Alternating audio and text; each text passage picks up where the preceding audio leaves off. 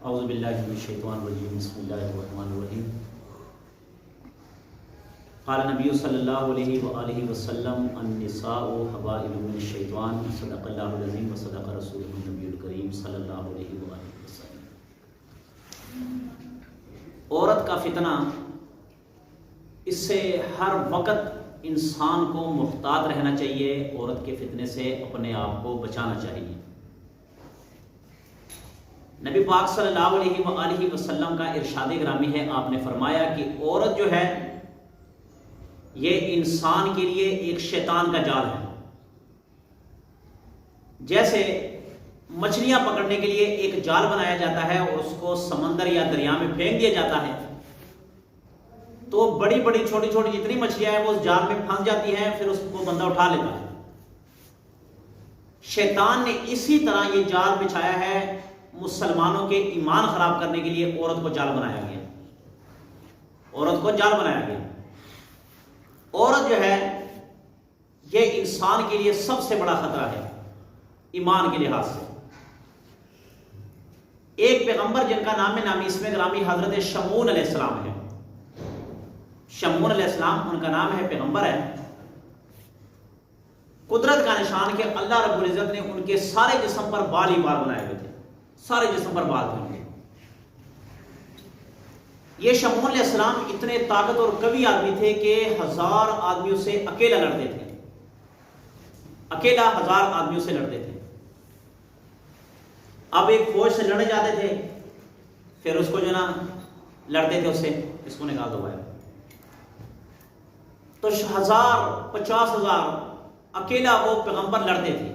وہ جو بادشاہ تھا نا وہ بڑا حیران تھا، بڑا حیران تھا کہ یار کیا کروں اس آدمی کا، 50,000 سے بھی اکیلا لڑ لیتا ہے، 1,00,000 سے بھی اکیلا لڑ لیتا ہے، اتنا طاقتور نبی، اتنا طاقتور نبی، کرے تو کرے کیا، میری تو فوج ہی ساری غرق ہوگی۔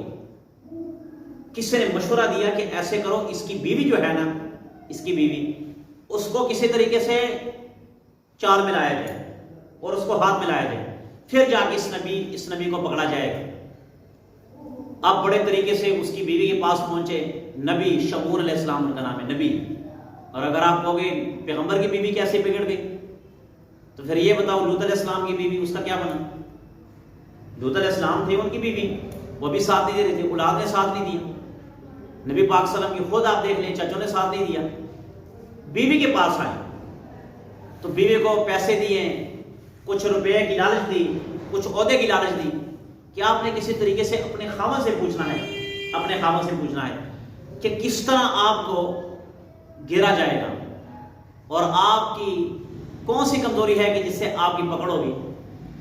اب بیوی نے باتوں بات میں پوچھ لیا، اس نبی نے بتایا کہ ان کے جسم پر بال ہی بال تھے، سارے جسم پر بال ہی، آنکھوں پہ ہاتھوں پہ بال ہی بال تھے۔ بیوی کو کہا کہ جب مجھے بالوں سے باندھ دیا جائے نا، بس وہاں پہ میں کچھ نہیں کر سکتا۔ بیوی نے جا کے ان کو اطلاع کر دی کہ یہ کمزوری ہے۔ اب اس عورت نے چال کیا چلی، یہ چال چلی کہ ایسے کرتے ہیں، ایک دفعہ آپ مجھے باندھو پھر میں آپ کو باندھ دی۔ اپنے خاوند سے کہا کہ ہم اس طرح ایک دل لگی کرتے ہیں، اس طرح کرنے جا رہے ہیں۔ تو بیوی نے حضرت شمعون علیہ السلام کو بالوں سے باندھ دیا اور ان کو اوپر سے بلا دیا کہ آ جاؤ۔ جب وہ آئے، انہوں نے اس پیغمبر کے ٹکڑے ٹکڑے کر کے توڑے میں ڈال دیے اور توڑے میں ڈال کے دریا میں پھینک، دریا میں۔ مگر وہاں پہ قدرت کا کرشمہ دیکھا، جیسے ان کو قتل کیا، قتل کرنے کے بعد جب توڑے میں ڈالا، توڑے میں ڈالنے کے بعد جیسے اس کو دریا میں پھینکنے لگے، اللہ تعالیٰ نے دوبارہ زندہ کر دیا، اس نے دوبارہ زندہ کر دیا۔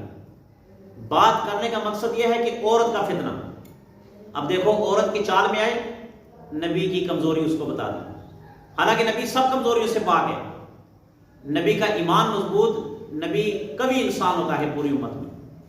مگر صرف ایک بات بتانے کی بات کر رہا ہوں، حضرت موسیٰ علیہ السلام کے زمانے میں ایک آدمی، اس کو مستجاب الدعوات کہتے تھے، وہ ایسے کرتا تھا نا، یا اللہ تعالیٰ بارش برسا دے، اب ہاتھ اس کے منہ پر لگتے نہیں تھے، بارش پھیلی ہو جاتی تھی، اتنے اللہ کے قریب آدمی تھا، اتنا قریب آدمی تھا۔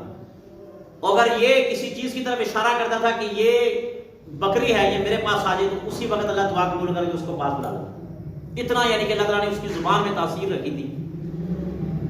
موسیٰ علیہ السلام سے سارے تنگ تھے، اس کو کہا کہ موسیٰ کے خلاف بد دعا کر دے. اس نے کہا نہیں نہیں، میں موسیٰ کے خلاف کیسے بد دعا کروں؟ وہ تو نبی ہے، اگر اس کے خلاف بد دعا کروں گا تو میرا بیڑا غرق ہو جائے گا. اس کی بیوی کو پھنسایا گیا اور بیوی کو زور دیا گیا کہ اپنے خاوند کو کہے بد دعا کر. اور اس کی بیوی کو پیسے دیے ہیں، ایک صندوق بھر کے سونا بھیج دیا کہ یہ تیرا گفٹ ہے، بس اپنے خاوند کو کسی طریقے سے اپنے ہاتھ میں لانا ہے ورنہ کام خراب ہو جائے گا. اب وہ جو عورت تھی اس نے اپنے خاوند کو کہا کہ تم موسیٰ کے خلاف بد دعا کر دے، اگر تم بد دعا نہیں کرے گی تو میں تجھ سے طلاق لے لوں گی اور میں تمہیں چھوڑ کے چلی جاؤں گی. اب وہ آگے حسن کے بہانے میں آ گئی کہ مجھے یہ حسن نہیں ملے گا. خدا کے بندے، حسن ملے نہ ملے، ایمان ملنا چاہیے. ایمان کی طرف دیکھتا. اب اس بدبخت نے کیا کیا؟ آمادہ ہو گیا اس چیز پر کہ میں موسیٰ کے خلاف بد دعا کر دوں گا. قرآن پاک میں لکھا ہوا ہے، قرآن پاک میں، کہ جیسے ہی اس نے اپنے ہاتھ دعا کے لیے اٹھائے موسیٰ کے خلاف ہاتھ اٹھائے ہیں بد دعا کے لیے، اسی وقت اس کی زبان کتے کی طرح باہر آ گئی. کتے کی طرح باہر آ گئی. اللہ تعالیٰ نے اس کو مردود اور جہنمی کر دیا ہمیشہ ہمیشہ. کہ اللہ تعالیٰ نے اس کی مثال دی ہے کہ کتے کی طرح اس کی زبان ہوئی اور کتے کی طرح ہانکتا تھا جیسے کتا ہانکتا ہے. اب اس کا ایمان کس کی وجہ سے ضائع ہوا؟ عورت کی وجہ سے ضائع ہوا. آج ہمارے نوجوانوں کی سب سے بڑی کمزوریاں ہیں. ہر کوئی ڈھونڈتا ہے مجھے مشوق مل جائے، کوئی لڑکی مل جائے جس سے میں ٹائم پاس کروں. موبائلوں پہ لگے ہوتے ہیں، واٹس ایپ پہ لگے ہوتے ہیں، فیس بک پہ لگے ہوتے ہیں، میسجوں پہ لگے ہوتے ہیں اور اس کو اپنی زندگی کا ایک شغل سمجھتے ہیں. اس کو یہ سمجھتے ہیں کہ میں اس لڑکی سے بات کروں، میرا ٹائم پاس ہو رہا ہے، مجھے یہ مل رہا ہے وہ مل رہا ہے. یقین مانے یہ بربادی ہے. لڑکیوں سے بات کرنا ایسے ہے، اگر آپ فون پہ بات کرتے ہیں، آپ میسج پہ بات کرتے ہیں، یاد رکھنا آپ کا ایمان ختم ہو رہا ہے، ایمان جا رہا ہے، ایمان جا رہا ہے. کھوکھلے ہیں وہ نوجوان جو لڑکیوں سے باتیں کرتے ہیں، کھوکھلے ہیں. ان کے سینوں کے اندر ایمان جو ہے نا وہ کھوکھلا، جیسے درخت ہوتا ہے نا، درخت پر پھل نہیں لگتا، اندر سے کھوکھلا ہے، جیسے اس کو ٹانگ ماری ہے تو درخت کھلتا ہے، وہ کھوکھلا درخت ہوتا ہے. ایسے ایمان کھوکھلے ہو جاتے ہیں. آج ہمارے معاشرے میں پتہ نہیں نوجوانوں کو کیا ہو گیا، نوجوان لڑکیوں کو کیا ہو گیا. لڑکی ہے تو لڑکا ڈھونڈتی ہے، لڑکا ہے تو لڑکی ڈھونڈتی ہے. مگر یہ سب سے بڑا قصور کس کا ہے؟ اس میں نمبر 1 ماں باپ آتے ہیں. وہ کیوں آتے ہیں؟ کہ ماں باپ موبائل لے کر دیتے ہیں، ماں باپ موبائل کو لے کر دیتے ہیں اور پھر وہ رابطے کرتے ہیں. اسی طرح گھروں میں معاشرے خراب ہو جاتے ہیں، خاندانوں کے خاندان تباہ ہو جاتے ہیں. کیوں ہو جاتے ہیں؟ کہ جب آپس میں لڑکا لڑکی باغ کی شادی کر لیتے ہیں، اب وہ سارا معاملہ خراب ہو جاتا ہے. خاندانوں کے آپس میں لڑائیاں، قتل و غارت تک ہو جاتا ہے. لہذا عورت کے فتنے سے نبی پاک نے فرمایا النساء حبائل من الشیطان، کہ عورت شیطان کا بہت بڑا جال ہے، اس سے مسلمانوں اور ایمان والوں کو گھیرا جاتا ہے. لہذا بد نظری سے بچیں.